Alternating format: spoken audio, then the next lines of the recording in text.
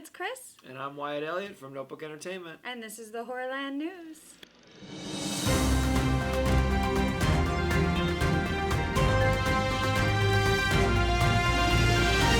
Alright, so we've had a big week on the channel. We've released a ton of content. Yeah. So it's exhausting. Go check it all out. We've still got more content coming. Tomorrow on Saturday, we've got our Review This Midnight Mass special with our correspondent Aaron bringing you his review. Yep. Sunday, we have the second half of our Squid Games review because we had so much to say that it didn't all fit in one video. No, had to split it into two, but if you want to, hear our final thoughts on it, you're going to have to watch the second half. Yep. I had some thoughts. That ending, man. All right, so our TV roundup, we obviously did not have a lot of time to watch a lot of things this week, but the one show that we did make time for was Chucky. Yes. Because I will always make time for this show. It's amazing. Every week, it's amazing. We will continue to sing its praises, However, as long as deservedly so. I am getting very frustrated that a certain someone is not dead yet. Like, Who on earth? Horrible. She's a horrible human being. Yeah, I think it's fair to say that it's Lexi. She is a horrible person. Horrible person. But, as I said to you when we were watching it, though, it doesn't feel cartoonish. We're talking about how the Day of the Dead, the villains seemed so just ridiculous. Over the top, right. But, okay, so the main kid, Jake, that owns him, owns Chucky. Well, nobody owns Chucky. Chucky's like a cat. He decides who he wants to Chucky, be with. this whole episode is like trying to get him to work up the courage to kill this bully.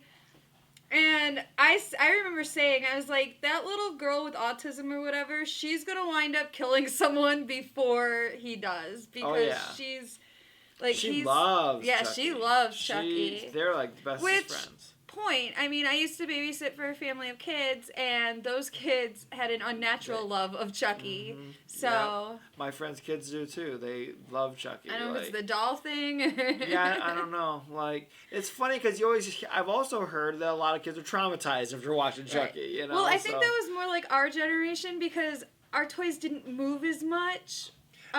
Whereas kids nowadays, like, every toy they have moves. So their toys coming to life isn't as scary as when, we were growing up.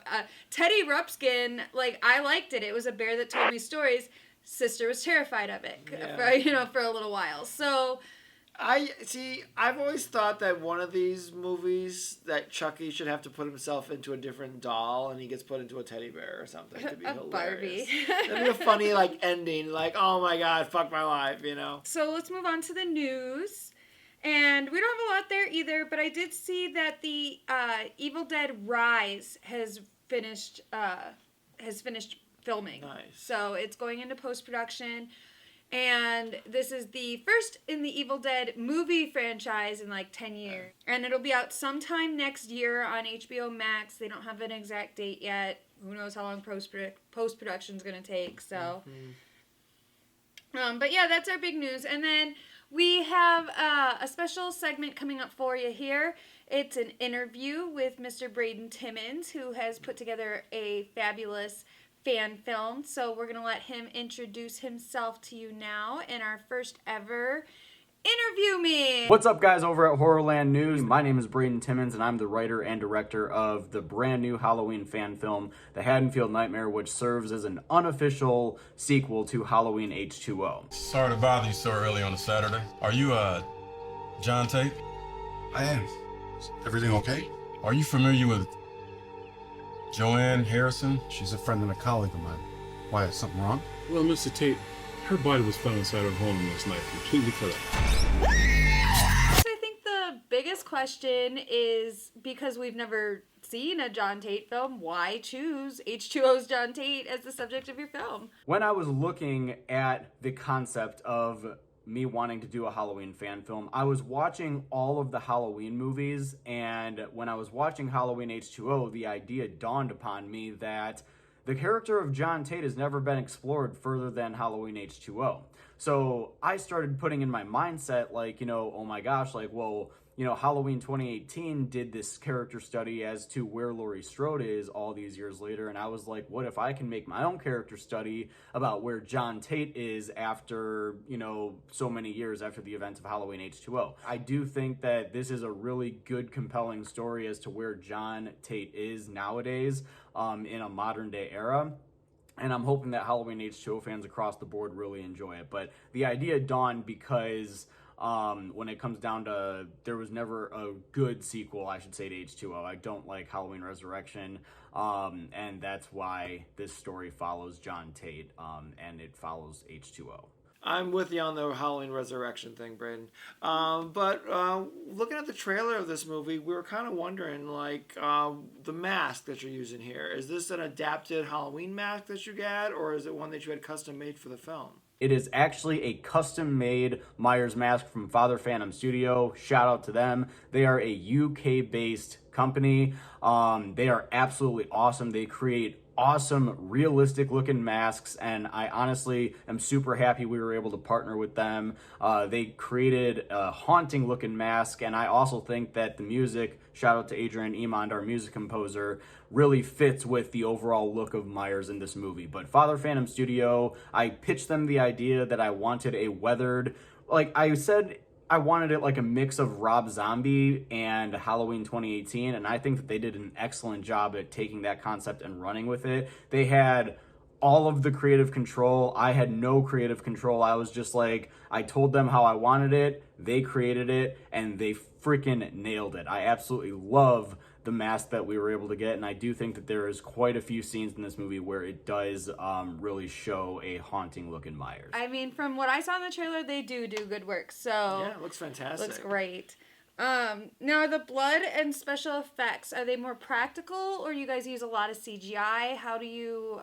what look are you going for in the film? So the blood effects in this movie are pretty much all practical. There is a few scenes where we did have to add some CGI blood to the frames, and that's anytime Myers gets shot, you see the effects, that's actually all CGI, that's all post-production effects. And then there's one in particular when Becca, she ends up getting stabbed in the shoulder, and there is an effect that is added that is CGI as well. But I do think that it's very hard to tell. I think that you really have to focus on that in order to tell. But other than that, all of the blood effects, all of the makeup and everything is all practical effects. And shout out to Michael Lawrence, our special effects artist. He did an excellent job on set creating all of these effects and everything. But yeah, it's pretty much all practical. So are there any plans to make a Haddonfield Nightmare sequel, or maybe perhaps explore a different character from the Halloween franchise in a future fan film? What's up next for you guys? Well, I have to say that it's all going to depend on how this film does. I will say that my team and I do have a sequel in mind for the Haddonfield Nightmare. We don't have any other character that we're really looking to explore because we're really excited with what we were able to start here in the Haddonfield Nightmare.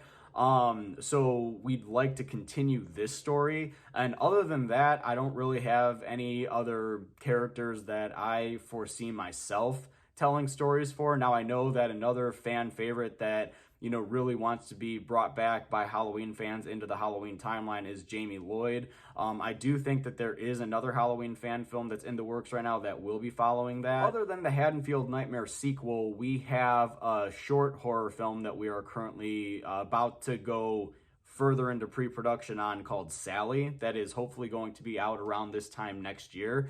We plan on starting production on that in the spring. The script is only 18 pages. I too wrote that script, and I will also be directing that movie. So that's our first original short horror film that's going to be out next year, and then we're pretty heavy right now on creating the concept for the Haddonfield Nightmare sequel. All right, so this last question we do want to try and ask to everybody that we interview on the show. So, what's your favorite scary movie? My favorite scary movie of all time, if you guys can't guess, is Halloween. If you guys see right behind me, I've got my Halloween 1978 and my Halloween Kills poster right behind me.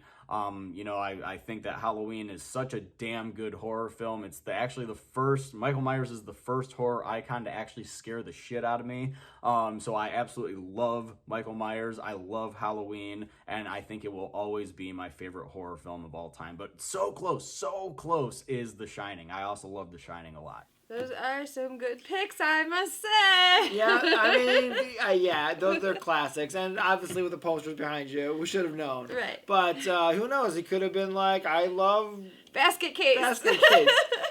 That's going to be my answer. I do love basket case.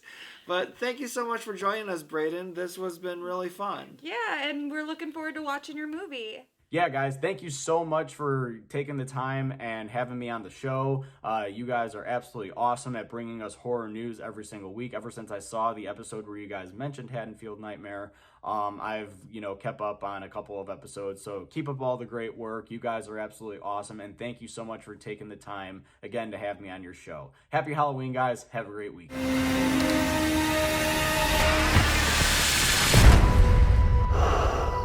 So, an exciting first interview me segment, and moving right along, get things going into our review this segment. That was wonderful. Bravo! I loved that. Oh, it was great. Well, it was pretty good. Well, it wasn't bad. It stinks. All right, so we already brought you the first half of AHS Double Feature earlier. Check out our review there. We had a lot to say. It was called Red Tide.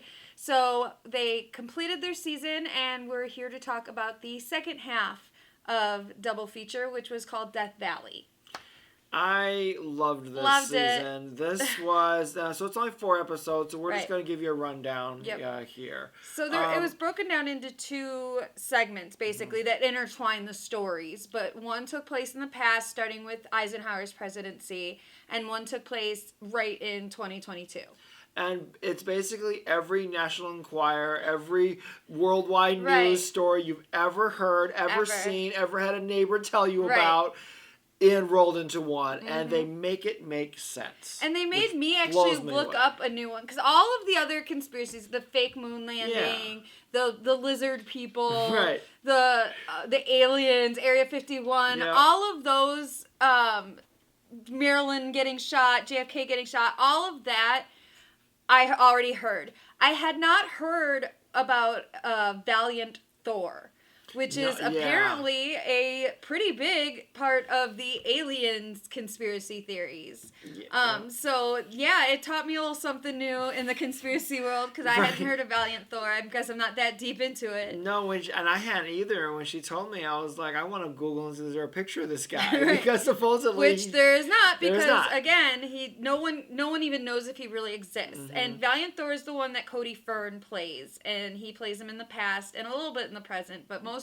his characters in the past, and he shows up to basically be a liaison between the aliens and the humans, because isn't he like a robot or something? No, or an android? He's an alien, I believe. I think he's one of them in disguise, is the way I understood it. Because he winds up having sex with Mamie Eisenhower. Right, right. And I believe he's an alien. But, so back it up a little bit, what happens is, so when Eisenhower's president, apparently the aliens show up, and they want to make a deal. They want to make a treaty, and they will give us technology in exchange for them being able to kidnap people and do experiments on them.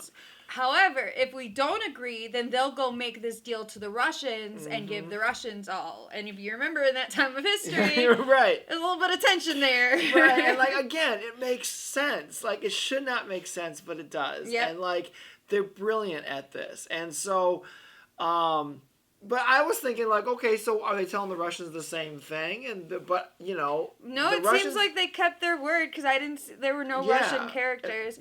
But however, I will say the minute they introduced a Henry Kissinger character, I was like, he's gonna turn out to be a lizard person. And he was. And they had not brought up lizard people yet at all. But I was like, the way they're going, I was like, he's gonna wind up being. Sure enough, yep. And I was like, I believe it. His eyes were blinking like a lizard, and he had a tongue that came out. And someone that evil, like, he's a lizard person. And for yeah, sure. because it turned out that there's rival aliens out there too. There's lizard people and there's the Greys. Right. And apparently they're not super friendly with each other. However, by 2022, because the purpose of their experiments, the reason the aliens are here is they want, their planet's gone, they're looking for a new place, but they can't survive on Earth. So what they want to do is create an alien-human hybrid that will save their race and take over the world, basically. And at the time, they're telling us, oh, we're going to live with you guys, blah, blah, blah, we'll share the planet. And I'm like, you're sure. It's bullshit. Yeah. They're the ones giving us this technology. Like, they're always going to have the better technology. Exactly. Like, they're probably giving us their shittiest fucking technology. They're giving us their Commodore 64s, you know? Yeah. Like, they've seriously got flying cars up there, and we've got hoverboards that don't even hover. So, right. I mean... exactly. You know? But that new one-wheel thing that's out now, that looks cool as hell. Right. So in the end, when they get their perfect alien hybrid, they reveal, oh no, we're not here to live with you. And they're like, well, the lizard people are here and they're gonna fight you. And they're like, no, because we may not like them, but we can get along with them. But like you guys suck. Like you're killing your planet. Like you guys just suck. And I'm like, well, they're not wrong. Like, right? Yeah. We do kind of suck. Sometimes it's hard to argue their logic. You're like, okay, point, but we don't want to die, so... And I just want to say that I thought every one of the alien hybrids, even the ones they called failures, were kind of cute, but the one that was a success, like, I want one. It looks so cute. I like the one where he had the tentacle legs and, like, a mouth in between. Attached with a face hugger just attached to me. Oh, yeah, plus in the series... both men and women are impregnated. And we were like, okay, how is he going to give birth to this baby? Turns out he had the same question. Because when it came time, he's freaking out. And he's like, how is it coming out? Yeah, they don't tell you until it's too late. Yeah, it turns out it's C-section. It doesn't end well. So. Not a normal C-section either. Like, I don't think that's surgically sound. And, like, you know, it's funny, like...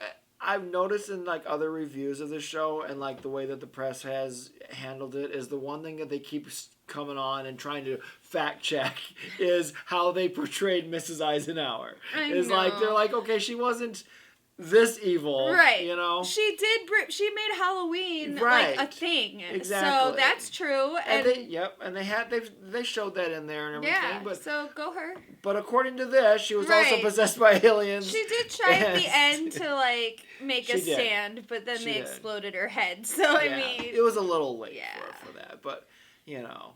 But I don't know, like this show is just so, and then the way that they tied in JFK to it, they tied in Nixon, they tied in Watergate to being back to the aliens. Oh my goodness! While insinuating that they probed Nixon in order to get him to resign, right? Because he was like, I'm not going anywhere. Hard cut to he's being probed, right? And then TV, I have decided to resign the office of the president. I mean, it makes sense to me. Right. So like. I don't know. Maybe because I've seen a lot of people say they didn't like this season, but I think I don't know why. If I were to be disappointed in anything, it was that the first part did not tie back to Hotel, and that this part did not tie back to Asylum. All they had to do was throw like give us old. You don't even have to get Evan Peters back on set. Just give us old footage of like Kit Walker. In a file, or his picture in a file where they're talking about people who've been abducted, you know, like that would have been enough to tie the seasons together.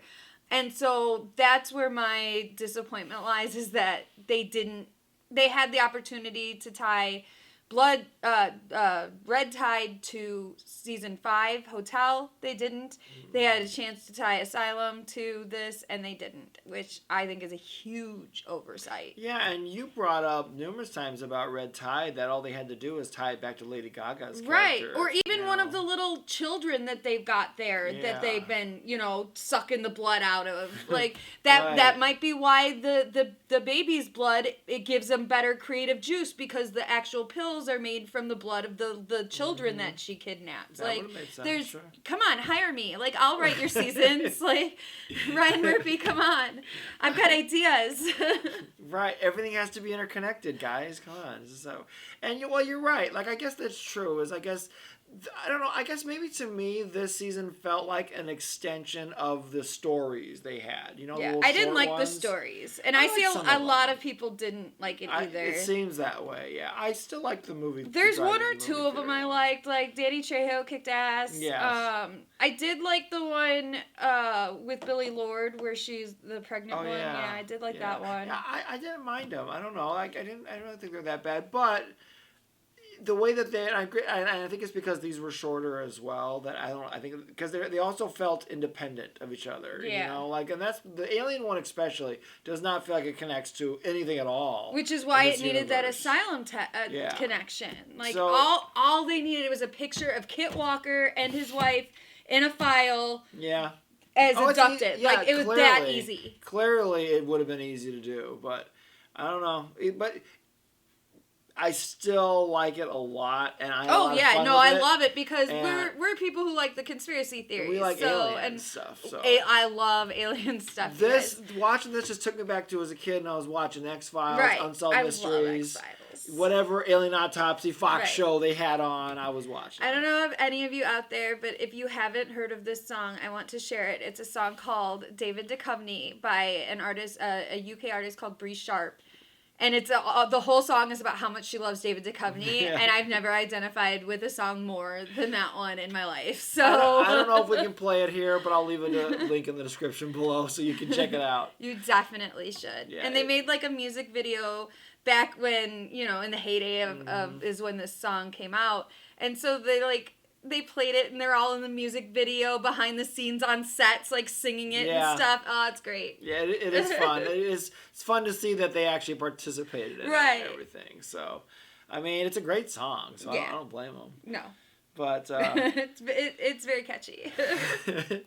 but yeah, go to Hulu if you haven't watched this season yet. Right. I strongly recommend the second half. The first half I also enjoyed too. Oh, I think yeah. it was very enjoyable. But I like vampires and stuff too, so Yeah. I mean. and being creative people, we kind of that was a hard question of whether or not you would take the pill. It's like, right. maybe. I mean, I have think to think on that. I think I would be confident enough that I wouldn't turn into a zombie that I would take it. So. I don't know. But See, that might I be think just me being cocky a little bit. part of being a writer is that eternal belief that you're just not good enough. So like, I'm kind of like, I don't think I'm Yeah. good enough. But But yeah, so I just want to cover. Last time we did AHS for the first half, you asked me my rankings. Oh, And I yeah. did forget a season, which clearly means it's my least favorite, and it's true. I don't like Which it. one did you forget? Cult. Oh yeah. And I think because it's just so topical, it like hurts. Yeah. Like, it feels bad to watch. Like, like this is all like I could just turn on the news to see this. Like I don't. Yeah, I guess So I don't like remember. Cult. Yeah, I liked Cult, but I think liked it when it for came that out, reason. And Yeah. then 4 years later or whatever, I'm like, that's enough of that. For some reason, Apocalypse didn't do it for me. I don't know why. I couldn't get know. into that one. But anyway, so my rankings Yeah. now are Asylum. I do like Asylum. No, I'm going to go back to Freak Show. I'm going to keep Freak Freak Show at Show's number for- one. okay. Yeah, Alright. and then Asylum. Because I just love Freak Show. I like Freak Show stuff in general. So was really good. So Freak Show, Asylum. Oh, Jesus. I think I'm going to put this one, double feature, at third. Because I Nice. do. I really liked it. you I liked it a guys. lot, so And then 89 or 84. Oh, 84. Yeah, that was I was really good 5 years too. off. 84 was great. 84. And then, ooh, this is where it gets harder. I'm going to say Hotel. I liked Apocalypse. Okay. No, I'm going to go Coven first. Coven and then Apocalypse. Okay. And then Hotel.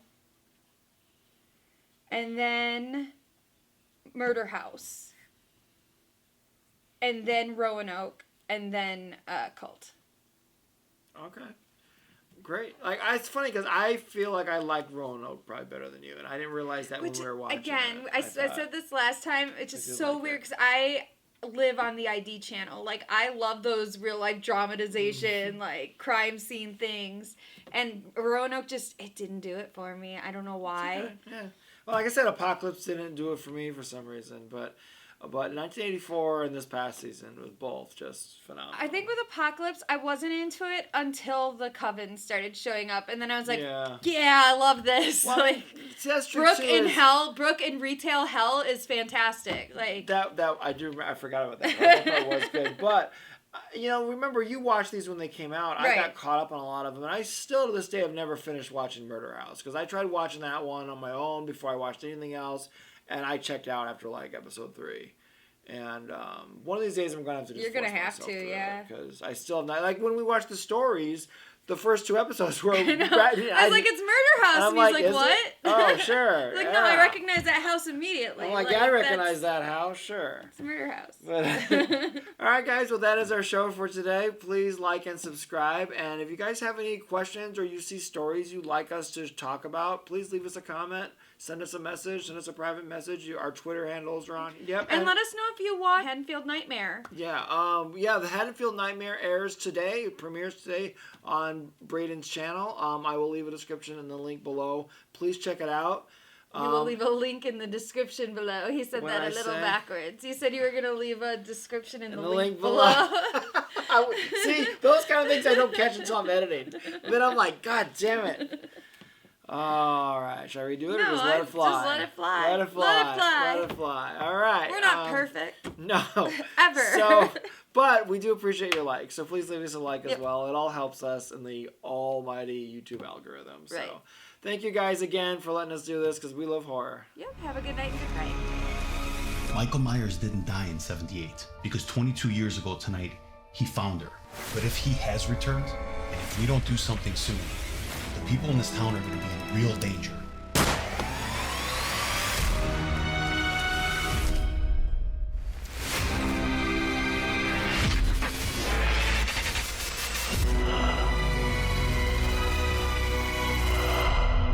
After all this time, you're still alive. That ends tonight.